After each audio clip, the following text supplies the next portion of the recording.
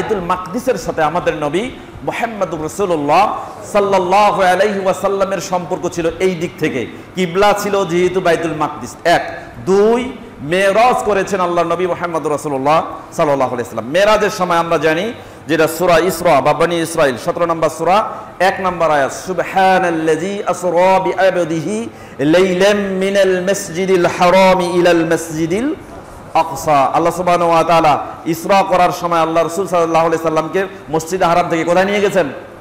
মসজিদে আকসা। তাহলে এদিক থেকেও বুঝি আমাদের নবীর সম্পৃক্ততা ছিল কোথায়? এরপর রাসূল সাল্লাল্লাহু আলাইহি ওয়াসাল্লাম মিরাজ থেকে যখন আসলেন, আসার পরে সহিহ বুখারীতে হাদিস আসছে, মক্কার কাফির কুরাইশরা বলল এত অসম্ভব, কিভাবে এই রাতে মেরাজ করে, তাও আবার এখান থেকে বাইতুল মাকদিস, এটা যাওয়াই সম্ভব না।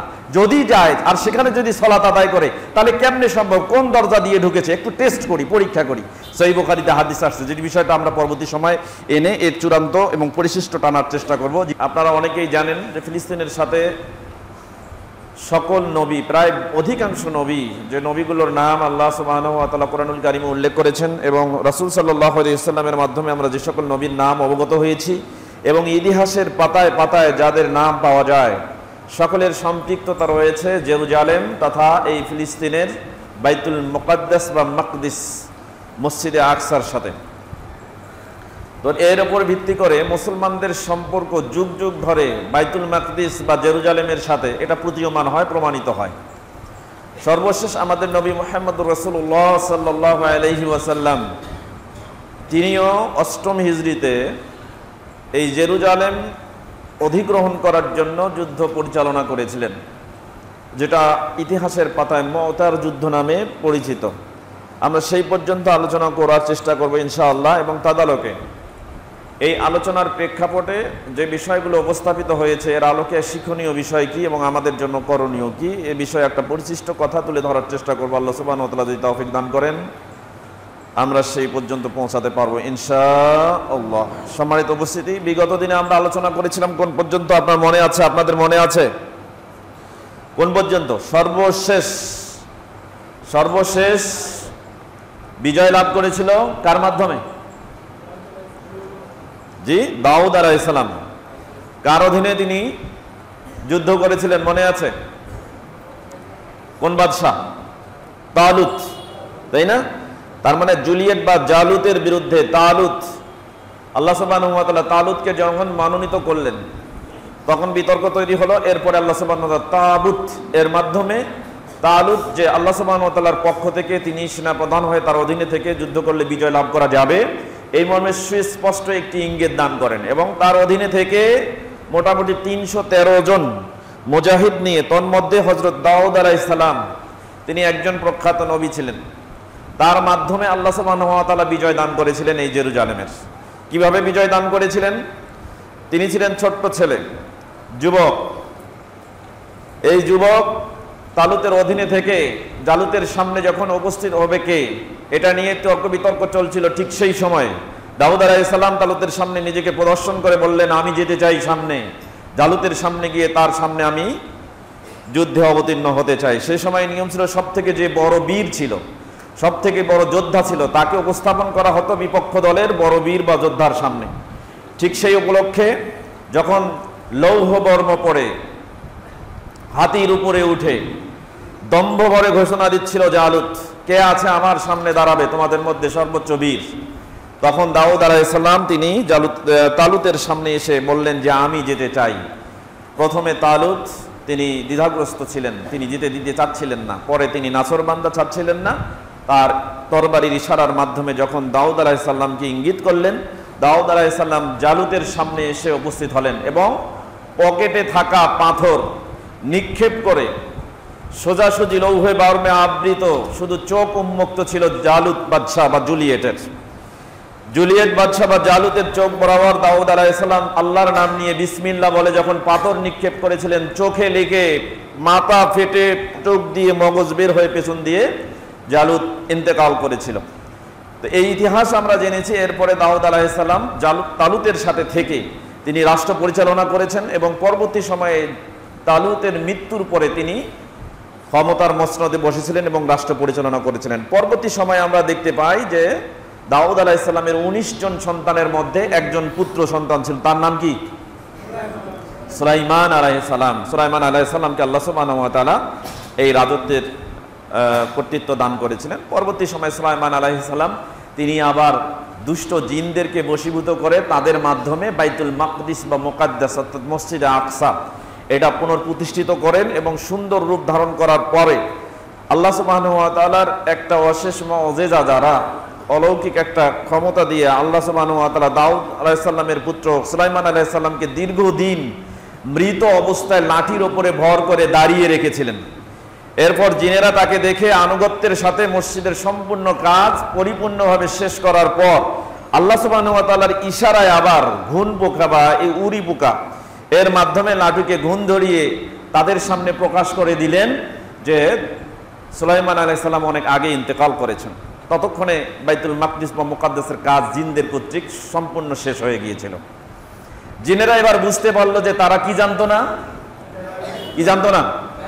গায়েব জানে না। কিন্তু আমাদের মধ্যে মানুষরা মনে করে কি জিনেরা গায়েব জানে না। জিনদের গায়েব জানার কোনো ক্ষমতা ছিল না। যদি গায়েব জানতো তাহলে সুলাইমান আলাইহিস সালাম অনেক আগে ইন্তেকাল করেছেন, লাঠির উপরে আল্লাহ তাকে ভর করে দাঁড়াই রেখেছিলেন, তারা কাজ সম্পন্ন করেছিল সুলাইমান আলাইহিস সালামের ভয়ে। তারা কখনোই বুঝতেই পারেনি। যদি তারা গায়েব জানতো তাহলে এটা বুঝতে পারতো না? অবশ্যই বুঝতে পারতো। তাহলে বোঝা যাচ্ছে জিনেরা এখন পর্যন্ত বা কিয়ামতের আগ মুহূর্ত পর্যন্ত গায়েবের কোনো খবর রাখেন না। লা ইয়ালামুহা ইল্লা হুয়া, গায়েবের খবর জানে কে? ওয়া ইনদাহু মাফাতিহুল গায়বি লা ইয়ালামুহা ইল্লা হুয়া, অদৃশ্য রহস্যের চাবিকাঠি কার হাতে? সূরা আনাম অধ্যায় 6 আয়াত 59 আল্লাহ সুবহানাহু ওয়া তাআলা এখানে উল্লেখ করেছেন। অতএব পৃথিবীতে কেউ গায়েব জানতে পারে না, একমাত্র গায়েব জানেন আল্লাহ সুবহানাহু ওয়া তাআলা। সম্মানিত উপস্থিতি, এরপরে আমরা ইতিহাস দেখেছি যে সুলাইমান আলাইহিস সালাম এরপরে ইন্তেকাল করেছিলেন। ইন্তেকাল করার পরে আমরা দেখেছি তখন বনি ইসরায়েলরা বেশি দিন এই ক্ষমতা ধরে রাখতে পারেনি, এবং এই যে বাইতুল মাকদিস বা মুকাদ্দাস জেরুজালেমের কর্তৃত্ব তারা বেশি দিন ধরে রাখতে পারেনি। পরবর্তী সময় আমরা দেখেছি তারাও ক্ষমতা একটা পর্যায়ে এসে ছেড়ে দিয়ে গেছিলেন। তো ইতিহাস আমরা দেখছিলাম সেই সময়ে যে সুলাইমান আলাইহিস সালামের ইন্তেকালের পর যখন বনি ইসরায়েলরা একদম কি হয়ে গেল, নাশকর গোজার হয়ে গেল, আল্লাহ সুবহানাহু ওয়া তাআলার শুকরিয়া থেকে তারা বিরত থাকলো, তখন আল্লাহ সুবহানাহু ওয়া তাআলা ওই দেশকে দ্বিখণ্ডিত করে দিলেন। অর্থাৎ বনি ইসরায়েলদের ওই দেশ দ্বিখণ্ডিত হয়ে গেল, দুই ভাগ হয়ে গেল। একটা হলো ইসরায়েলদের রাষ্ট্র, আর একটা হলো ইয়াহুদাদের রাষ্ট্র, যেটা পরবর্তী সময়ে খ্রিস্টপূর্ব অর্থাৎ খ্রিস্ট সাল গণনার পূর্বে 722 বছর আগে এসিরিয়ানরা দখল করেছিল এই ইসরায়েল রাষ্ট্র। আর এরপরে খ্রিস্টপূর্ব 638 বা 562 খ্রিস্টাব্দ খ্রিস্টপূর্ব অর্থাৎ খ্রিস্টপূর্ব 562 বছর পূর্বে ইয়াহুদা রাষ্ট্র গঠন করেছিল বেবিলিয়নেরা। যখন এই অবস্থা, দুইটা দেশ ভাগ হয়ে গেল, অর্থাৎ বনি ইসরায়েলের রাষ্ট্র যখন আর এক থাকলো না, সেই সময়ে ওই জায়গায় বনি ইসরায়েলদের যে লোকগুলো ছিল এরা একেবারে রেকলেস হয়ে গিয়েছিল, বেপরোয়া হয়ে গিয়েছিল। তারা আর কাউকে মানতেছিল না। তারা আল্লাহ সুবহানাহু ওয়া তাআলার আনুগত্য এক পর্যায়ে ভুলে গেল, এবং আল্লাহ সুবহানাহু ওয়া তাআলার শুকরিয়া তো দূরের কথা, তারা একেবারে পাপাচারে এমন ভাবে লিপ্ত হলো যে তাদেরকে কে দেখবে, কে হেদায়েতের রাস্তা দেখাবে, কে শাসন করবে, এইগুলোর থেকে তারা একেবারে বেপরোয়া হয়ে গেল। তখন আল্লাহ সুবহানাহু ওয়া তাআলা তাদের মধ্যে আবার তাদের এই অবস্থা দেখে তারা যখন হেদায়েত থেকে দূরে চলে যাচ্ছিল, আল্লাহ সুবহানাহু ওয়া তাআলা তাদের হেদায়েতের জন্য পুনরায় তাদের মধ্যে নবী প্রেরণের ধারাবাহিকতা আবার চালু করে দিলেন। ওই সময়ে অসংখ্য নবী তাদের মধ্যে আসলো তাদের হেদায়েতের পথ দেখানোর জন্য, কিন্তু তারা এতটাই বেপরোয়া ছিল যে ওই সময়ে তারা নবীদেরকে ভালোভাবে গ্রহণ করেন নাই। পরবর্তী সময়ে দেখা গেছে যে তারা অনেক নবীকে হত্যা করেছে, কোন নবীকে তারা বন্দী করেছে, কোন নবীকে তারা এতটাই অত্যাচার করে ওই এলাকা ছাড়া করেছে। সেই সময়ে যারা বিখ্যাত নবী ছিলেন তাদের মধ্যে ছিল আলিয়াসা আলাইহিস সালাম, তিনি ছিলেন জুলফিকার আলাইহিস সালাম, এরপরে আরেকজন ছিলেন ইলিয়াস আলাইহিস সালাম। এই তিনজন স্বনামধন্য নবীর ইতিহাস আমরা পাই। আরো অনেক অসংখ্য নবী ছিলেন যাদের নামগুলো আমরা হয়তো ইতিহাসের পাতায় দেখি না, এবং রাসূল সাল্লাল্লাহু আলাইহি ওয়াসাল্লামের মাধ্যমে এই নামগুলো আমাদের কাছে আসে নাই। কিন্তু ওই সময় এই নবীরা তাদেরকে হেদায়েতের পথ দেখিয়েছিল, কিন্তু তারা হেদায়েতের রাস্তা থেকে দূরে সরে যাচ্ছিল, বরং তারা নবীদেরকে কষ্ট দিয়েছিল, নবীদেরকে হত্যা করেছিল এবং নবীদেরকে বিতাড়িত করেছিল। ফলে আল্লাহ সুবহানাহু ওয়া তাআলা তাদের উপরে আবারও গজব দান করেন। এরপরে কি হয়ে গেল, পরবর্তী সময়ে দেখা গিয়েছে ওই সময়ে ইরাকের একজন বাদশা ছিল, তার নাম হলো বুখতে নেসার। এই বুখতে নেসার এই বাদশাহ 562 খ্রিস্টপূর্ব অব্দে তিনি জেরুজালেম আক্রমণ করেন। জেরুজালেম আক্রমণ করে একেবারে জেরুজালেম ভেঙে চুরে চুরমার করে দেন। চুরমার করে দেওয়ার পরে ওখানে যতগুলো বনি ইসরায়েল ছিল তাদের সকলকে বন্দী করে সরাসরি ইরাকে নিয়ে চলে যান। এরপরে ইরাকে যখন নিয়ে গেলেন, এভাবে চলতে থাকলো প্রায় 50 বছর তাদের বন্দী দশাপূর্ণ অবস্থা। বনি ইসরায়েল একেবারে বন্দী, তারা ইরাকিদের হাতে বন্দী, বেবিলিয়নদের হাতে বন্দী। এবং ওই সময়ে তারা যখন বন্দী অবস্থায় দিন যাপন করছে, ঠিক সেই সময়ে আল্লাহ সুবহানাহু ওয়া তাআলা খ্রিস্টপূর্ব 538 খ্রিস্টাব্দে আল্লাহ সুবহানাহু ওয়া তাআলা পারসিকদের মাধ্যমে আবার তাদেরকে মুক্ত করায় দেন। তারা যখন মুক্ত হয়ে গেল, মুক্ত হওয়ার পরে তারা পুনরায় জেরুজালেমে গেল, অর্থাৎ বনি ইসরায়েলিরা পুনরায় মুক্তি পেয়ে জেরুজালেমে চলে গেল। জেরুজালেমে যাওয়ার পরে তারা সেখানে আবার নতুন করে ওই জেরুজালেম আবাদ করা শুরু করে দিল।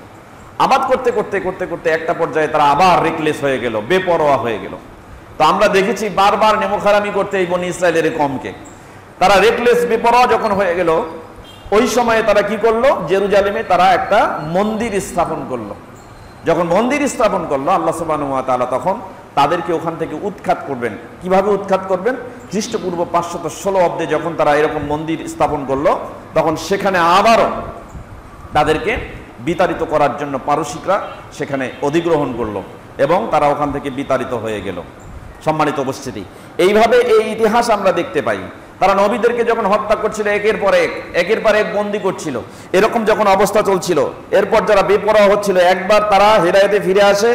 যখন আল্লাহ সুবহানাহু ওয়া তাআলা শুকর গুজার করতে ধরে, আল্লাহ তাদেরকে নিয়ামত, অফুরন্ত নিয়ামত দান করেন, ঠিক সেই সময়ে তারা আবার অকৃতজ্ঞ হয়ে পড়ে, আবার আল্লাহর নিয়ামতকে ভুলে তারা পাপ কাজে লিপ্ত হতে থাকে।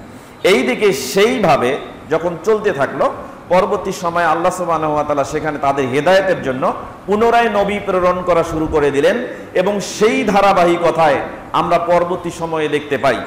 তার পূর্বে একটি কথা হচ্ছে, আল্লাহ সুবহানাহু ওয়া তাআলা সুলাইমান আলাইহিস সালামকে তার 3টি দোয়া কবুল করেছিলেন, তার নিজের জন্য 2টি এবং পরবর্তী প্রজন্ম যাতে মুহাম্মদুর রাসূলুল্লাহ সাল্লাল্লাহু আলাইহি ওয়াসাল্লামের উম্মার অনুসরণ হবে, তাদের জন্য একটি দোয়া কবুল হিসেবে রেখে দিয়েছিলেন। যে হাদিসটি আমরা উল্লেখ পাই, ইবনু মাজাহ নামে একটা হাদিসের কিতাব আছে, সেইখানে আবু ইকামাতিস সালাহ, সালাত কায়েম করা সংক্রান্ত অধ্যায়সমূহের একটা শিরোনাম পাবেন।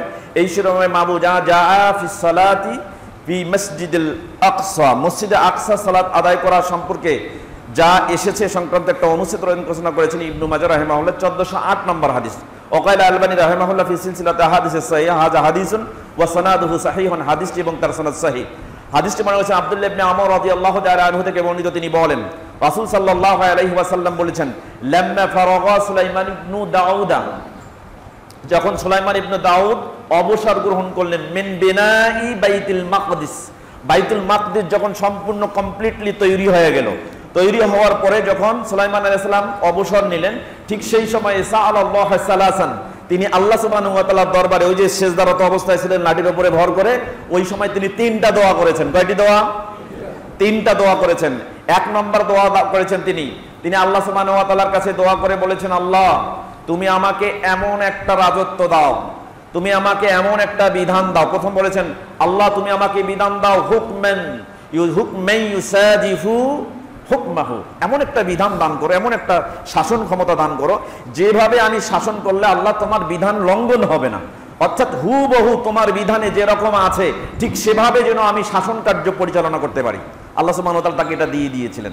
সুলাইমান আলাইহিস সালাম এমনভাবে শাসন করেছিলেন, এমনভাবে শাসন পরিচালনা করেছিলেন, যার দৃষ্টান্ত এখন পর্যন্ত কোনো নবী বা কোনো ব্যক্তি করতে পারে নাই। এরপরে আল্লাহ সুবহানাহু ওয়া তাআলার কাছে তিনি আরেকটা চেয়েছিলেন, তিনি বলছেন, মুলকান লা ইয়ামবাগি লিআহাদিন মিন বা'দিহি, তিনি বলেছিলেন, আল্লাহ আমাকে এমন রাজত্ব দান করো যে রাজত্ব কিয়ামতের পূর্ব মুহূর্ত পর্যন্ত আমি ছাড়া আর কারো যেন দৃষ্টান্ত না থাকে। আল্লাহ সুবহানাহু ওয়া তাআলা তাকে এই রাজত্ব দান করেছিলেন। এখনো পর্যন্ত বা কিয়ামতের আগ মুহূর্ত পর্যন্ত সুলাইমান আলাইহিস সালামকে যে রাজত্ব দান করা হয়েছে, এই রকম রাজত্ব কাউকে দান করা হয় নাই এবং কিয়ামতের আগ পর্যন্ত কাউকে দেওয়া হবে না।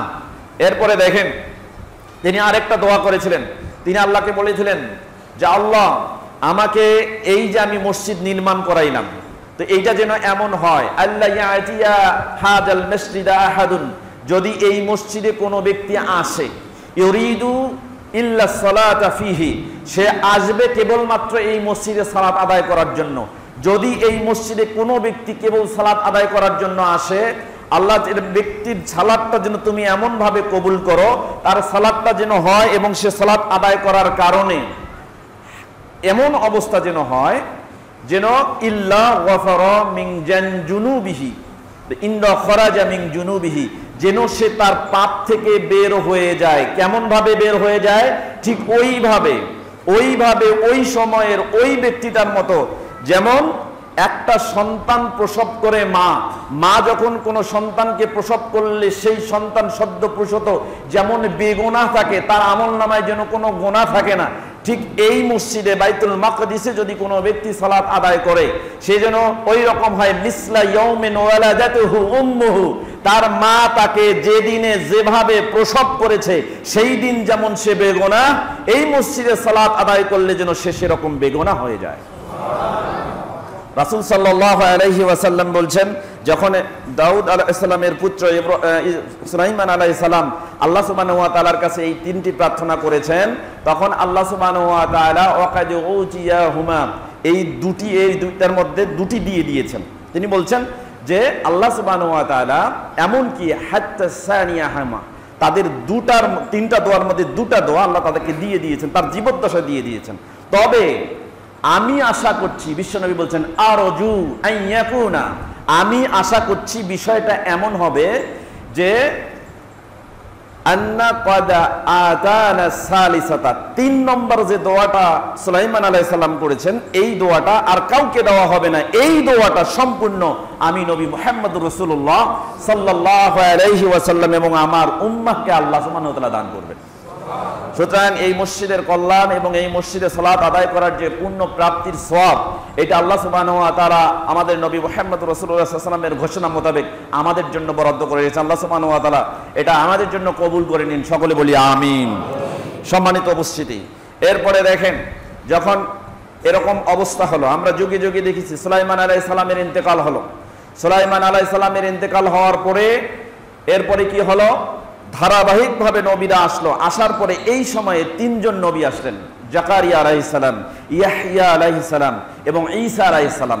তাদের পরে যে জাতি পথভ্রষ্ট হয়েছিল তাদেরকে হেদায়েত করার জন্য এই 3 নবী এসেছিলেন। আপনারা জানেন যে ঈসা আলাইহিস সালামের আগমনটা কিভাবে হয়েছে, তার জন্ম কিভাবে হয়েছে, এটা আপনারা জানেন না? জানি। ঈসা আলাইহিস সালাম মরিয়াম আলাইহিস সালামের গর্ভে তিনি জন্মগ্রহণ করেন, কিন্তু তার কোনো কি ছিল না, স্বামী ছিল না, এবং ঈসা আলাইহিস সালামের কি ছিল না, পিতা ছিল না। তা আল্লাহ সুবহানাহু ওয়া তাআলা তাকে অলৌকিকভাবে এক অনন্য নিদর্শন স্বরূপ কিয়ামতের পূর্ব মুহূর্ত পর্যন্ত সমস্ত কাফির মুসলিম এবং বিকল্প চিন্তাধারী ব্যক্তিদের চিন্তাকে এজাজ করে দেওয়ার জন্য, দুর্বল করে দেওয়ার জন্য এই নিদর্শন কিয়ামতের আগ মুহূর্ত পর্যন্ত জারি রাখছেন। সম্মানিত উপস্থিতি, তা আল্লাহ আমরা দেখতে পাই আল্লাহ সুবহানাহু ওয়া তাআলার ঘোষণা, যেটা সূরা আলে ইমরান অধ্যায় 3 আয়াত 33 থেকে 38 এর মধ্যে। ইমরানের স্ত্রী তিনি আল্লাহ সুবহানাহু ওয়া তাআলার কাছে বলতেছেন যে আল্লাহ, যদি আপনি আমাকে আমার পেটের ভিতরে যে সন্তান দান করেছেন এই সন্তানকে আমি আপনার জন্য পেশ করতে চাই, মানত হিসাবে আপনাকে দান করতে চাই, অতএব আল্লাহ ফাতাকাব্বাল মিন্নি, আপনি আমার কাছ থেকে এটা কবুল করেন। তো আল্লাহ সুবহানাহু ওয়া তাআলা সেভাবে এই ভাষা কোরআনুল কারীমের 3 নম্বর সূরা আল ইমরানের 33 থেকে 39 নম্বর আয়াতের মধ্যে আল্লাহ ঘোষণা দিয়ে দিয়েছিলেন। আল্লাহ বলছেন ইজ ক্বালাত ইমরাতু ইমরানা, ইমরানের স্ত্রী যখন আল্লাহ সুবহানাহু ওয়া তাআলার দরবারে বলছেন যে রব্বি, হে আমার রব, ইন্নী নাজারতু লাকা, আপনার জন্য আমি পেশ করছি, আপনার জন্য আমি দান করছি। কি দান করছি? মা ফি বাতনি মুহাররারান, আমার পেটের ভিতরে যা আছে আনন্দ চিত্তে আমি আল্লাহ তোমার জন্য, তোমার নিমিত্তে আমি এটাকে উৎসর্গ করে দিলাম। ফাতাকাব্বাল মিন্নি, অতএব আপনি আমার পক্ষ থেকে এটা কবুল করুন। ইন্নাকা আনতাস সামিউল আলিম, নিশ্চয়ই আপনি হচ্ছেন সর্বশ্রোতা এবং সর্বাধিক জ্ঞানী। এরপরে দেখা গেল ফালাম্মা ওয়ালাদাতহা, তিনি সন্তান প্রসব করলেন, কিন্তু পেটের ভিতরে কোনো পুত্র সন্তান ছিল না। কি সন্তান ছিল? কন্যা সন্তান। তা আল্লাহ সুবহানাহু ওয়া তাআলা ফালাম্মা ওয়ালাদাতহা, যখন তিনি কন্যা সন্তান প্রসব করলেন, ক্বালাত, তিনি তখন আল্লাহর দরবারে বললেন রব্বি ইন্নী ওয়ালাদাতহা, হে আমার রব, আমি তো ইন্নী ওয়ালাদতুহা, আমি কি করেছি? প্রসব করেছি উনসা, একটা নারী সন্তান। আল্লাহ, আমি তো জানি সন্তান দান করলে পুত্র সন্তানকে এই ঘরের খিদমতের জন্য উৎসর্গ করতে হয়, কিন্তু আমি তো কন্যা সন্তান প্রসব করেছি, এখন কি হবে? যখন তিনি এই চিন্তামগ্ন ছিলেন, এমতো অবস্থায় সকলেই এই অবস্থাটা জানতেন, তখন সকলের পরামর্শক্রমে সিদ্ধান্ত হলো যে তার যে সন্তানেই হয়েছে, এই সন্তানকে যেহেতু উৎসর্গ করা হয়েছে, এই সন্তানকে বাইতুল মাকদিসের সেবার জন্য তাকে উৎসর্গ করা হবে। অতঃপর তার কন্যা সন্তানকে সেখানে উৎসর্গ করা হলো। কিন্তু কন্যা সন্তান আস্তে আস্তে যখন বড় হলো এবং তিনি যখন বালেগা হচ্ছিলেন, একেবারে পবিত্র একজন বালেগা নারীতে রূপান্তরিত হলো, তখন তার হেফাজতের জন্য, তার হেফাজত এবং দেখাশোনার জন্য লোকেরা তখন সকলে তার দায়িত্ব নিতে চাইল। এই সময়ে আল্লাহ সুবহানাহু ওয়া তাআলা ওই লোকদের সকলের দাবির উপরে লটারি করার অনুমতি দিলেন। দেখেন, ইসলামে লটারি হালাল না হারাম? জায়েজ না নাজায়েজ? চিন্তা করেন, আমরা যেটা আজলাম বলতে যারা বুঝি যে লটারি আমাদের দেশে প্রচলিত আছে, এখানে কিন্তু কেউ না কেউ ক্ষতিগ্রস্ত হবেই। কিন্তু ওই লটারি বৈধ যে লটারিতে নিজের ব্যক্তির কোনো ক্ষতির আশঙ্কাই নেই, ক্ষতির কোনো আশঙ্কাই নেই। আপনি 10 টাকা দিয়ে টিকিট কেটেছেন এবং পাবেন 25 লক্ষ টাকা। দেখেন, 10টা টাকা আছে কিন্তু কোনো টাকা মনে করি না।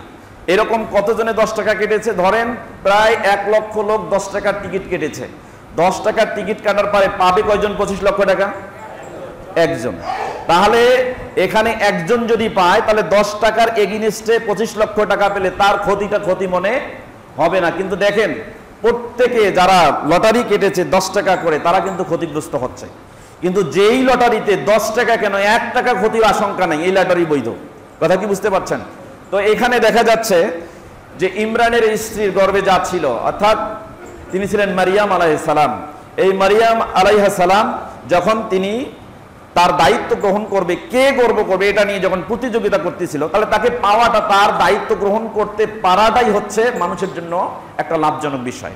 তো এই জন্য তারা প্রতিযোগিতা করতেছিল। তো এইখানে লটারি হচ্ছিল কি, সকলের সমান প্রাপ্তি হওয়ার আশঙ্কা আছে, কারো কোনো ক্ষতি হওয়ার আশঙ্কা নাই। তো এইরকম লটারি হচ্ছে বৈধতা ক্ষেত্রে এই লটারি বৈধ আছে। তো সম্মানিত উপস্থিতি, তো এই সময় লটারি করার অনুমোদন দেওয়া হলো এবং এই লটারিতে সব থেকে বয়োবৃদ্ধ ওই সময়ে ছিলেন জাকারিয়া আলাইহিস সালাম। তিনি দায়িত্ব পেলেন হজরতে ঈসা আলাইহিস সালামের মা মারিয়াম আলাইহিস সালাম তার দায়িত্ব পেলেন তাকে দেখাশোনা করার জন্য। অতঃপর তাকে তার অধীনে তার দায়িত্ব দেখা হলো। এরপরে মসজিদের ভিতরে একটা মেহরাবের ব্যবস্থা করা হলো, একটা পর্দার ব্যবস্থা করা হলো, পর্দা টাঙ্গিয়ে তাকে সেখানে রক্ষণাবেক্ষণ এবং হেফাজতের ব্যবস্থাপনা করা হলো। এরপর ওখানে খাবে কি, খাওয়াবে কি, এগুলো যদিও বৈষয়িকভাবে চলছিল, কিন্তু আল্লাহ সুবহানাহু ওয়া তাআলার পক্ষ থেকে যেহেতু তিনি ছিলেন উৎসর্গিত এবং তিনি ছিলেন একজন পবিত্রা নারী, আল্লাহ সুবহানাহু ওয়া তাআলা তাকে আসমান থেকে খাবার প্রেরণ করতেন।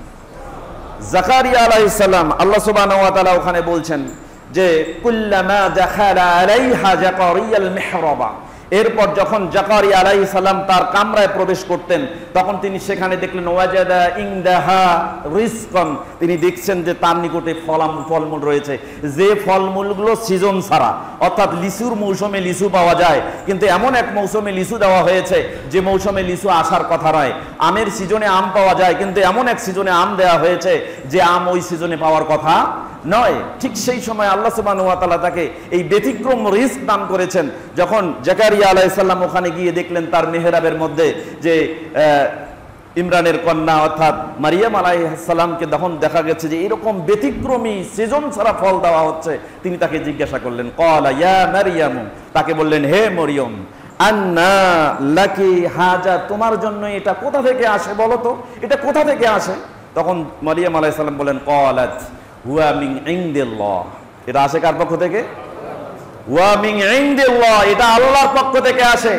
ইন্নাল্লাহা ইয়ারযুকু মান ইয়াশাউ বিগাইরি হিসাবিন, আল্লাহ সুবহানাহু ওয়া তাআলা যাকে ইচ্ছা বিনা হিসাবে, কোনো হিসাব করেন না, বিনা হিসাবে রিজিক দান করেন। চিন্তা করছেন, বিনা হিসাবে বোঝেন, আরে সিজনে ফল দিবে, নন সিজনে আল্লাহ দিয়ে দিয়েছে।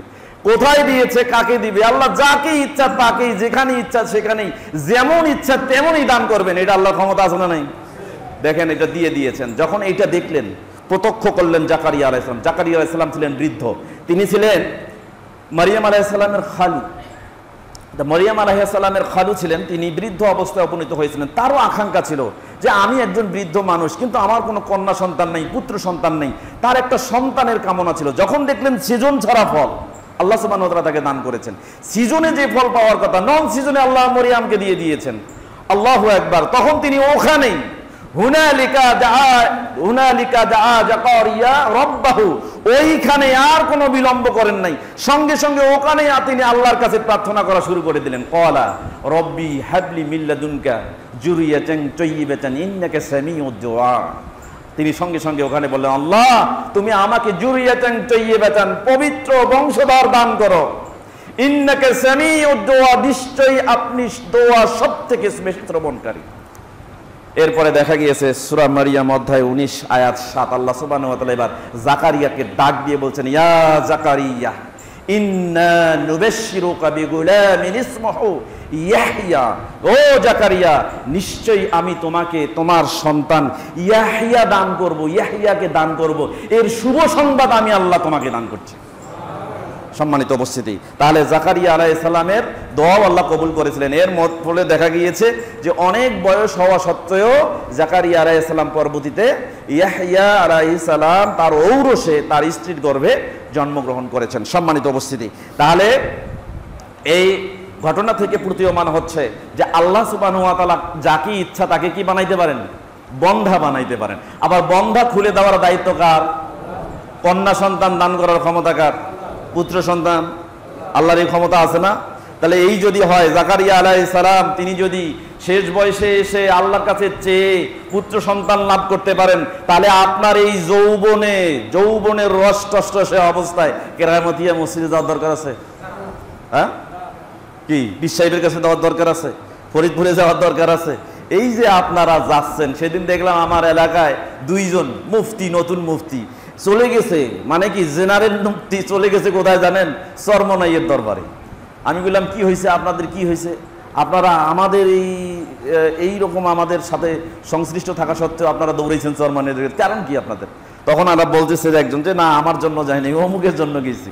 ওদের মধ্যে 2 জনের মধ্যে একজন অমুক ছিল, সেই অমুকের কোনো সন্তানই ছিল না, এখন ওর সন্তানের জন্য কোথায় গেছে? চরমনাইয়ের কাছে। চিন্তা করছেন? তাহলে সন্তান দিতে পারেন কে? 42 নম্বর সূরা শুরা অধ্যায় 42 আয়াত নম্বর 49-50 আল্লাহ সুবহানাহু ওয়া তাআলা ইয়াহাবু লিমান ইয়াশাউ ইনাসান ওয়া ইয়াহাবু লিমান ইয়াশাউ যুকুরা আও ইউযাওয়িজুহুম যুকরান ওয়া ইনাসা। আল্লাহ যাকে ইচ্ছা তাকে কন্যা সন্তান দান করেন, যাকে ইচ্ছা তাকে পুত্র সন্তান দান করেন, আবার যাকে চান তাকে কন্যা পুত্র উভয়টাই দেন। এই ক্ষমতা আল্লাহর আছে না নাই? চিন্তা করেন, আপনি আছে আর না আছে এটা কি বলবেন? আল্লাহ সুবহানাহু ওয়া তাআলা বলছেন ওয়া ইয়াজআলু মান ইয়াশাউ আকিমা, আল্লাহ যাকে ইচ্ছা বন্ধা বানায় দেন, যাকে ইচ্ছা বন্ধা বানায় দেন। আল্লাহ সুবহানাহু ওয়া তাআলা প্রাথমিক অবস্থা থেকে বার্ধক্য পর্যন্ত জাকারিয়া আলাইহিস সালামকে বন্ধা অবস্থায় রেখে দিয়েছিলেন। এরপরে আল্লাহ সুবহানাহু ওয়া তাআলা তার স্ত্রীকে বন্ধা অবস্থায় রেখে দিয়েছিলেন, এবং আল্লাহ সুবহানাহু ওয়া তাআলার কাছে যখন তিনি চাইলেন, ঠিক সেই সময় আল্লাহ সুবহানাহু ওয়া তাআলা তার দোয়া কবুল করে নিলেন এবং তাকে পুত্র সন্তান দান করার ঘোষণা দিয়ে তাকে শুভ সংবাদ দান করলেন। এবং পরবর্তীতে জাকারিয়া আলাইহিস সালাম তার এই ঔরসে জন্মগ্রহণ করেছেন। তাহলে আমরা কয়টা নবী পেলাম? কয়জন নবী পেলাম? 2 জন নবী ওই সময়। অর্থাৎ এটা হচ্ছে সুলাইমান আলাইহিস সালামের ইন্তেকালের পরে বনি ইসরাইলদেরকে যখন তারা শাসন করছিল, একের পরে এক নবী, সেই ধারাবাহিকতায় 2 জন নবী আসলো। একজন হচ্ছে জাকারিয়া আলাইহিস সালাম আর একজন হচ্ছে ইয়াহইয়া আলাইহিস সালাম। এরপরে দেখেন মরিয়ম আলাইহিস সালামের ঘটনা আপনারা জানেন যে মরিয়ম আলাইহিস সালাম আল্লাহ সুবহানাহু ওয়া তাআলা কালিমাতুল্লাহ বলা হয় এই ঈসা আলাইহিস সালামকে। কেন? আল্লাহ সুবহানাহু ওয়া তাআলার একটা কথা কুন ফায়াকুন, আল্লাহ যদি বলেন হও তাহলে কি হয়ে যেত? যা বলার জন্য বলা হতো কুন, সেটা হয়ে যেত। এটা আল্লাহ সুবহানাহু ওয়া তাআলার, এটা হচ্ছে ইরাদা কাউনিয়ার একটা পরিভাষা। ইরাদা কাউনিয়ার পরিভাষা, সৃষ্টিগত আল্লাহ সুবহানাহু ওয়া তাআলার যা কিছু হয় আল্লাহ শুধু বলেন কুন ফায়াকুন, সেটা হয়ে যায়। ঠিক তেমনই ভাবে আল্লাহ সুবহানাহু ওয়া তাআলা ইচ্ছা করলেন, আল্লাহ চাইলেন যে স্বামী ছাড়া, পিতা ছাড়া মারিয়াম আলাইহিস সালামের গর্ভে কে জন্মগ্রহণ করবে? ঈসা আলাইহিস সালাম জন্মগ্রহণ করবে। এরপর ঈসা আলাইহিস সালাম তার ঔরস ছাড়াই, কোন প্রকারের কারো ঔরস ছাড়াই আল্লাহ সুবহানাহু ওয়া তাআলার নির্দেশে মারিয়াম আলাইহিস সালামের গর্ভে কি হয়ে গেল? জন্মগ্রহণ চলে আসলো এবং পর্যায়ক্রমে জন্মগ্রহণ করলো। এখানে অনেক ঘটনা আছে, যে ঘটনাগুলো বলতে গেলে আমরা মূল আলোচনা থেকে একটু অন্যদিকে চলে যাব। যাই হোক, ঈসা আলাইহিস সালাম জন্মগ্রহণ করলেন। ঈসা আলাইহিস সালাম জন্মগ্রহণ করার পরে 3 জন নবী আমরা পেলাম ওই সময়ে। একজন হলেন জাকারিয়া, একজন হলেন ইয়াহইয়া, আর একজন হলেন ঈসা আলাইহিস সালাম। ওই সময় বনি ইসরায়েলরা তারা অধ্যত্বপূর্ণ আচরণ করেছিল, তারা নবীদেরকে ভালো চোখে দেখে নাই, তারা নবীদেরকে গ্রহণ করতে পারে নাই, তারা নবীদের উপরে অত্যাচার করেছিল, এমনকি তারা জাকারিয়া আলাইহিস সালাম এবং ইয়াহইয়া আলাইহিস সালামকে তারা হত্যা করে ফেললো। থাকলো এবার ঈসা আলাইহিস সালাম। ঈসা আলাইহিস সালামকেও তারা হত্যার জন্য অনেক প্রচেষ্টা করলো, কিন্তু একটা পর্যায়ে তারা তাকে শুলে চড়িয়ে দিল এবং তারা তাকে হাত পা বেঁধে ফেললো, তাকে হত্যা করার জন্য প্রস্তুতি গ্রহণ করলো। ঠিক সেই সুবহানাহু ওয়া তাআলা ঈসা আলাইহিস সালামকে উপরে উঠিয়ে নিলেন, কিন্তু তারা যদিও আল্লাহ সুবহানাহু ওয়া তাআলা তাকে উপরে উঠিয়ে নিয়েছেন, তারা বিশ্বাস করে যে তারা ঈসা আলাইহিস সালামকে হত্যা করেছেন। আল্লাহ সুবহানাহু ওয়া তাআলা ঘোষণা দিয়েছেন সূরা নিসা অধ্যায় 4 আয়াত 157, আল্লাহ বলছেন ওয়ামা কাতালুহু ওয়ামা সালাবুহু ওয়ালাকিন শুববিহা লাহুম। আল্লাহ সুবহানাহু ওয়া তাআলা বলছেন তারা তাকে হত্যাও করে নাই, তারা তাকে শুলেও চড়ায় নাই, বরং আল্লাহ তাদেরকে দ্বিধাগ্রস্তের মধ্যে ফেলিয়ে দিয়েছেন, আল্লাহ তাকে উঠিয়ে নিয়েছেন। এরপরে ঈসা আলাইহিস সালাম কিন্তু আসবেন। বলেন তো কেন আসবেন? কেন আসবেন জানেন? কেন আসবেন? যেই জেরুজালেম আজকে হাতছাড়া হয়ে গেছে, যেই জেরুজালেমের পাশে অর্থাৎ বাইতুল মাকদিস থেকে একটু দূরে বাইতুল লাহাম বা বেতেলহাম নামে যে জায়গাটা আছে, যেখানে ঈসা আলাইহিস সালামের জন্মগ্রহণ হয়েছিল, সেই জায়গা সহ এই জেরুজালেমকে উদ্ধার করবেন কে? ঈসা আলাইহিস সালাম। তিনি আসবেন। এই ঈসা আলাইহিস সালামের জন্য অপেক্ষমান শুধু আমরা মুসলিমরা নয়, এই ঈসা আলাইহিস সালামের জন্য অপেক্ষমান আছেন তাওরাত এবং ইনজিলের ঘোষণা যে ইহুদি খ্রিস্টানরাও আছেন। তারাও মনে করতেছেন যে আসবেন ঈসা, এক সময় আসবেন এবং আসার পরে এই জেরুজালেম, এই বাইতুল মাকদিস বা বাইতুল মুকাদ্দাস অথবা মসজিদুল আকসাকে কি করবেন? তিনি রক্ষা করবেন, হেফাজত করবেন এবং তাকে অধিগ্রহণ করে নেবেন। আসবেন, তবে আসবেন ঠিকই কি হাকিমান বিশরিয়তি নবিয়িনা মুহাম্মাদিন সাল্লাল্লাহু আলাইহি ওয়াসাল্লাম। তিনি আসবেন আমাদের নবী মুহাম্মদ রাসূলুল্লাহ সাল্লাল্লাহু আলাইহি ওয়াসাল্লামের অনুসারী হিসেবে। তাহলে বিজয়টা কার হবে? বিজয়টা কার হবে? আর আপনি সেই বিজয়ের চিন্তা না করে এতটাই ডিপ্রেশন হয়ে গেছেন যে এখনই আপনাকে বাইতুল মাকদিস দখল করে নিতে হবে। এই জন্য কি করলেন? বাংলাদেশ থেকে বেরিয়ে পড়ে জুতার দোকান পর্যন্ত গিয়ে স্টপ, আর যাইতে পারেন নাই। এরকম হয়েছে না? পরিস্থিতি এরকম হয়েছে না? সম্মানিত উপস্থিতি, একটু ভালো করে বোঝেন। ওই যে বলেছিলাম 500 খ্রিস্টপূর্ব 538 খ্রিস্টপূর্ব অব্দে যখন পারসিকরা বিজয় করলো এই ফিলিস্তিন এবং বিজয় করে নেওয়ার পরে খ্রিস্টপূর্ব 516 অব্দে যখন সেখানে মন্দির প্রতিষ্ঠিত হলো, তারপরে সেখান থেকে কি হয়ে গেল? আমরা দেখেছি পারসিকরা বিভিন্নভাবে সেটাকে শাসন করেছে, শোষণ করেছে। এরপরে 200 বছর পর্যন্ত পারসিকরা সেটাকে শোষণ করেছে। করার পরে আমরা দেখেছি খ্রিস্টপূর্ব 332 অব্দে সেই সময়ে সেখানে আবার রোমক শক্তি সেইটা আবার দখল করে নেয়। আমরা জানি যে দুইটি শক্তি সবসময়ই ছিল, একটা হলো রোম বা এই রোমক শক্তি, আর একটা ছিল পারসিক শক্তি। পারসিক যেটা হচ্ছে এর মূল কেন্দ্র হলো কি? ইরান। ইরান, এখান থেকে তারা পার্সি ভাষাভাষী ছিল। আর একটা ছিল রোম, ছিল কোথায় ছিল? ইতালিতে। কোথায়? ইতালির রাজধানীর নাম কি ছিল জানেন? রোম। এই রোম যেটাকে আমরা জানি ইউরোপ বলে জানি, এই ইউরোপ বা রোম এরা ছিল একটা শক্তি, আর পারসিক শক্তি যেটা ইরানের কেন্দ্র, এরা ছিল একটা শক্তি। এই শক্তির কাছে প্রায় 50 বার যুদ্ধ হয়েছে। 50 বার যুদ্ধ হওয়ার পরে 100 বারেরও অধিকবার এই বাইতুল মাকদিস বা মুকাদ্দাস এটা একজনের হাত থেকে আরেকজন, আরেকজনের হাত থেকে আরেকজন, এরকম হাত বদল হয়েছে, এখনো চলছে এরকম। আমরা এরপরে দেখেছি যে এই হাত বিজয়ের ঘটনাটা ছিল এটা খ্রিস্টপূর্ব 63 অব্দ পর্যন্ত, অর্থাৎ খ্রিস্ট সাল গণনা করার 63 বছর আগ পর্যন্ত এরকম ছিল। এর খ্রিস্টপূর্ব 63 অব্দে এসে রোমকরা পুরোপুরি এটা দখল করে নেয়। নেওয়ার পরে এই ইহুদিরা ছত্রভঙ্গ ছিল, তাদের সবগুলো রোমকরা তাদের অধীনে করে নেয়। একটা পর্যায়ে 100 বছর পর্যন্ত তাদের অধীনেই থাকে। থাকার পরে যখন খ্রিস্ট সাল গণনা করা হলো, খ্রিস্ট সাল গণনা করার পর 66 খ্রিস্টাব্দে এসে রোমরা যখন এই বাইতুল মাকদিস অধিগ্রহণ করে ধরেছিল, সেই সময় ইহুদিরা মনে করলো আমরা এই রোমকদের অধীনে থাকবো না। রোমরা ছিল অধিকাংশই খ্রিস্টান, এই খ্রিস্টানদের অধীনে ইহুদিরা থাকবে না। তারা আন্দোলন শুরু করে দিল যে আমরা আর রোমদের অধীনে, এই খ্রিস্টানদের অধীনে থাকবো না। তখন আন্দোলন করতে করতে একটা পর্যায়ে দেখা গেল তারা বিদ্রোহী হয়ে গেল। তখন রোমকরা শক্ত হাতে দেয় এই বাইতুল মাকদিস বা জেরুজালেমকে 4 বছর পর্যন্ত, অর্থাৎ 66 খ্রিস্টাব্দ থেকে 70 খ্রিস্টাব্দ পর্যন্ত তারা 4 বছর আবদ্ধ করে রাখে। ফলে একটা পর্যায়ে তাদের ওই জেরুজালেমের ভিতরে তাদের যে দ্বিতীয় মন্দিরটা ছিল, এই ইহুদিদের দ্বিতীয় মন্দিরকে ছত্রভঙ্গ করে ভেঙে চুরমার করে দেয় রোমকরা অর্থাৎ খ্রিস্টানরা। যখন ভেঙে দিল তখন তারা ছত্রভঙ্গ হয়ে গেল। এমনভাবে ছত্রভঙ্গ হলো যার প্রভাব রাসূল সাল্লাল্লাহু আলাইহি ওয়াসাল্লাম ইন্তেকাল করলেন, এরপরে সাহাবায়ে কেরাম ইন্তেকাল করলেন, খোলাফায়ে রাশেদার যুগ চলে গেল, এরপরে কত যুগ চলে গেছে, 1948 সাল পর্যন্ত আধুনিক বিশ্ব এসে তারা কোথাও ঐক্যবদ্ধ হতে পারে নাই, কোনো স্বাধীন রাষ্ট্র গঠন করতে পারেনি। চিন্তা করেন, সেই 70 খ্রিস্টাব্দ পর্যন্ত, তখন থেকে শুরু করে 1948 পর্যন্ত তারা কোথাও স্থির হতে পারে নাই। সম্মানিত উপস্থিতি, তা আমি যেটা বলতে চাচ্ছিলাম, পরবর্তী সময়ে আমাদের নবী মুহাম্মদুর রাসূলুল্লাহ সাল্লাল্লাহু আলাইহি ওয়াসাল্লাম যখন মক্কা থেকে মদিনায় হিজরত করেন নাই, আল্লাহর নবীর জীবনে এই বাইতুল মাকদিসের প্রভাব এটা কিরকম ছিল দেখেন। সেই সময়ে মক্কায় যখন আল্লাহ রসুল সাল্লাল্লাহু আলাইহি ওয়াসাল্লাম অবস্থান করছিলেন, সিরা সাহিহা 2 নম্বর খণ্ডের 477 নম্বর পৃষ্ঠার মধ্যে বিস্তারিত ঘটনা এসেছে। এখান থেকে আমি সারসংক্ষেপ আপনাদের সামনে উপস্থাপন করার চেষ্টা করছি। বিশ্বনবী মুহাম্মদুর রাসূলুল্লাহ মক্কায় যখন অবস্থান করছেন, ঠিক সেই সময়ে আবারও ক্ষণিকের জন্য রোমকদের ওপরে পারসিকরা বিজয়ী হলো। রোমকদের ওপরে পারসিকরা বিজয়ী হলো। পারসিকরা যখন বিজয়ী হলো তখন মক্কার কুরাইশদের মধ্যে যে কাফেররা ছিল এরা খুব আনন্দ ফুর্তি উল্লাস করা শুরু করে দিল। যখন আনন্দ ফুর্তি করছে তখন ওই সময়ে যারা মুসলমান ছিল এরা খুব মানসিকভাবে ভেঙে পড়লো এবং তাদের আনন্দ উল্লাসে তারা ব্যথিত হলো। ব্যথিত হওয়ার পরে তারা বিশ্বনবী মুহাম্মদ রাসূলুল্লাহ সাল্লাল্লাহু আলাইহি ওয়াসাল্লামের কাছে আসলেন। এসে দেখলেন আমাদের নবী মুহাম্মদ রাসূলুল্লাহ সাল্লাল্লাহু আলাইহি ওয়াসাল্লাম তিনিও ব্যথিত হয়েছেন। কারণ ওই সময়ে রোমকরা ছিল খ্রিস্টান, তারা আহলে কিতাবদের অন্তর্ভুক্ত। আহলে কিতাবদের অন্তর্ভুক্ত থাকা তাদের হাতে ছিল এই ফিলিস্তিন বা প্যালেস্টাইনের অর্থাৎ এই জেরুজালেম অথবা বাইতুল মাকদিসের অধিগ্রহণ। যখন এটা চলে গেল পারসিকদের হাতে তখন খুশি হলো মক্কার কাফেররা। কেন? পারসিকরা ছিল সকলেই অগ্নিপূজক, মাজুসি। এই অগ্নিপূজকরা যখন এটা গ্রহণ করেছে তখন মক্কার কাফিররা, মুশরিকরা এরা খুশি হয়েছে।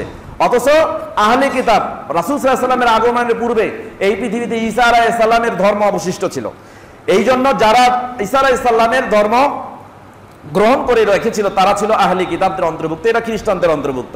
এই খ্রিস্টানরা যখন বিজয় তাদের হাতছাড়া হয়ে গেল, তাদের কাছ থেকে যখন অধিগ্রহণ ফিলিস্তিনের এবং জেরুজালেমের অধিগ্রহণ হাতছাড়া হয়ে গেল, তখন কিন্তু মুসলমানরা কি হয়ে গেল? কষ্ট পেল। তাহলে এর থেকে বোঝা যায় কি বলেন তো? অন্তত খ্রিস্টানের হাতে থাকলেও, আহলে কিতাবদের হাতে থাকলেও মুসলমানদের খুশির কারণ আছে। যদি তার চেয়ে খারাপ কোনো মুসলমান, নষ্ট কোনো মুসলমান, আকীদা খারাপ মুসলমানও যদি ওই প্যালেস্টাইন, ওই জেরুজালেম, ওই বাইতুল মাকদিস বা মুকাদ্দাস বা মসজিদুল আকসা অধিগ্রহণ করে থাকে, তাহলে তার থেকে বেশি আনন্দের। তার চেয়েও যদি মুওয়াহিদ তাওহীদপন্থী কোনো মুসলিম জেরুজালেম, প্যালেস্টাইন এবং বাইতুল মুকাদ্দাস বা মাকদিস এবং বাইতুল আকসা এটাকে যদি অধিগ্রহণ করে, এটা সব থেকে বেশি আনন্দের।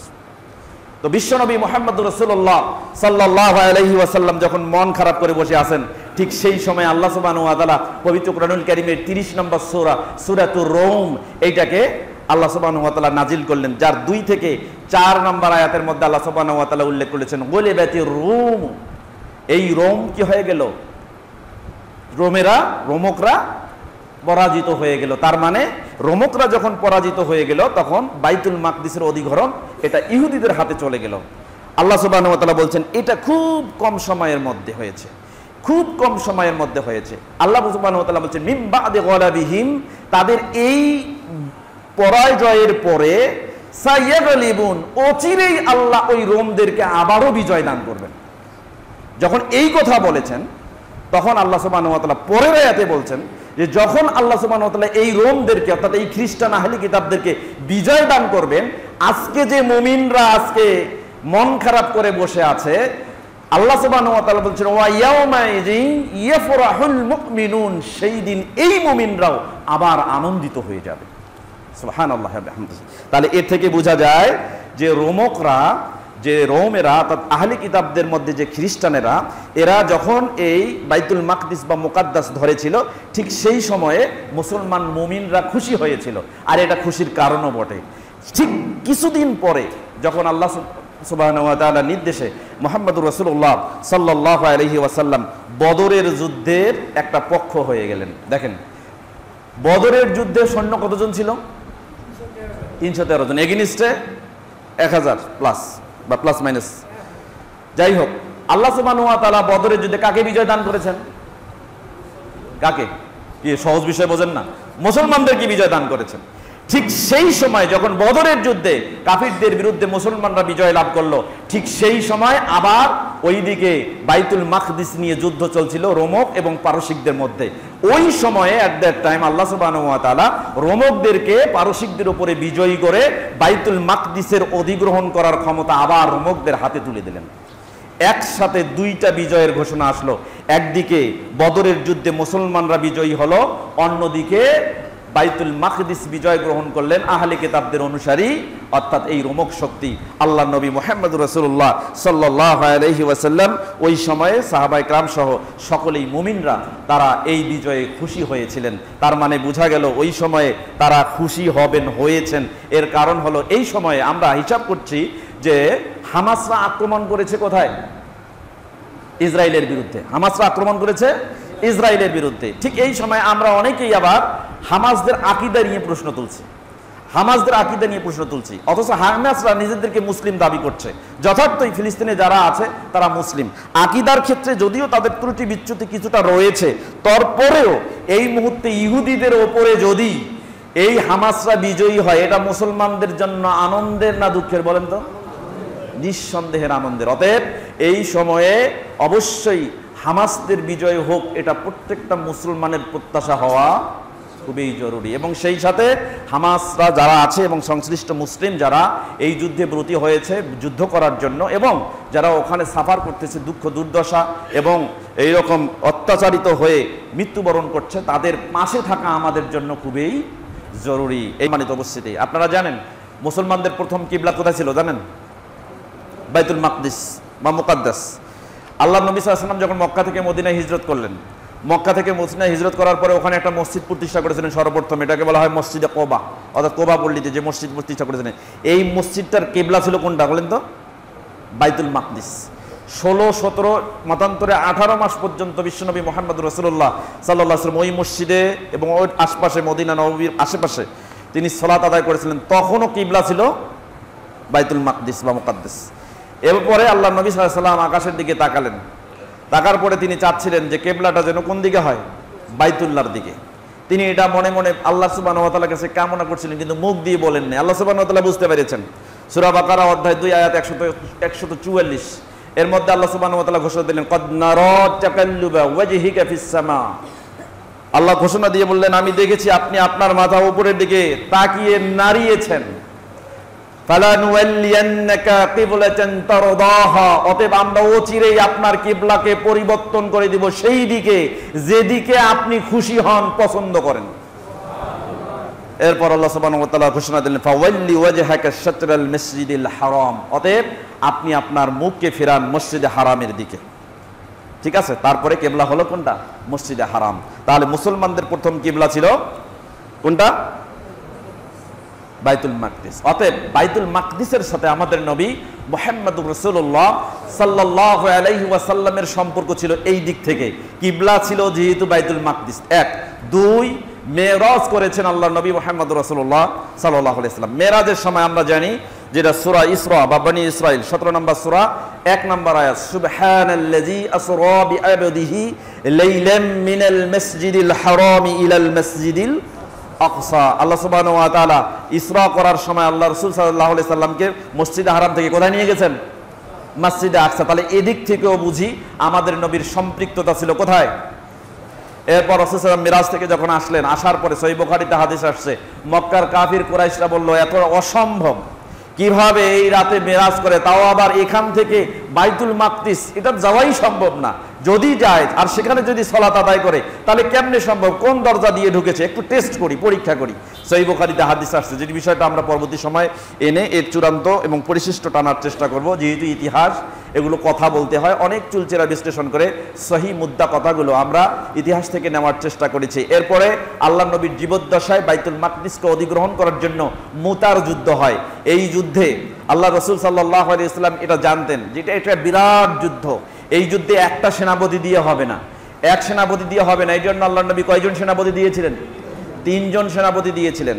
যায়েদ ইবনে হারিস রাদিয়াল্লাহু তাআলা আনহু, এরপরে দিয়েছিলেন জাফর ইবনে আলী রাদিয়াল্লাহু তাআলা আনহু, জাফর বিন আবি তালিব রাদিয়াল্লাহু তাআলা আনহু। এরপরে তিনি আরেকজনকে দিয়েছিলেন আব্দুর রহমান ইবনে রওহা, তাকে দিয়েছিলেন আব্দুল্লাহ ইবনে রওহা, তাকে দায়িত্ব দিয়ে দিয়েছিলেন। তিনজনেই শহীদ হয়ে গিয়েছিল। এই যে মর্মান্তিক শহীদ হওয়ার ঘটনা, এই ঘটনার প্রেক্ষিতে বিশ্বনবী মুহাম্মদ রাসূলুল্লাহ সাল্লাল্লাহু আলাইহি ওয়াসাল্লামের জীবদ্দশায় মোতার যুদ্ধে ফিলিস্তিনের অধিগ্রহণ মুসলমানদের হাতে এসেছিল। এর পরিশিষ্ট আলোচনা আমরা আগামী দিনে আপনাদের সামনে যথার্থভাবে তুলে ধরে আমাদের এই ফিলিস্তিনের আলোচনাগুলোকে আমরা ক্লোজ করে দিব, শেষ করে দিব। আর নতুন একটা শিরোনামে আমরা আবারও আমাদের আলোচনা উপস্থাপন করার চেষ্টা করবো। আল্লাহ সুবহানাহু ওয়া তাআলা সেই পর্যন্ত আমাদেরকে সুস্থ রাখুক, আমরা সুস্থ থেকে আগামী জুমায় সবার আগে মসজিদে এসে খুতবায় শামিল হতে পারি। আল্লাহ সেই তৌফিক দান করুন, সকলে বলি আমিন।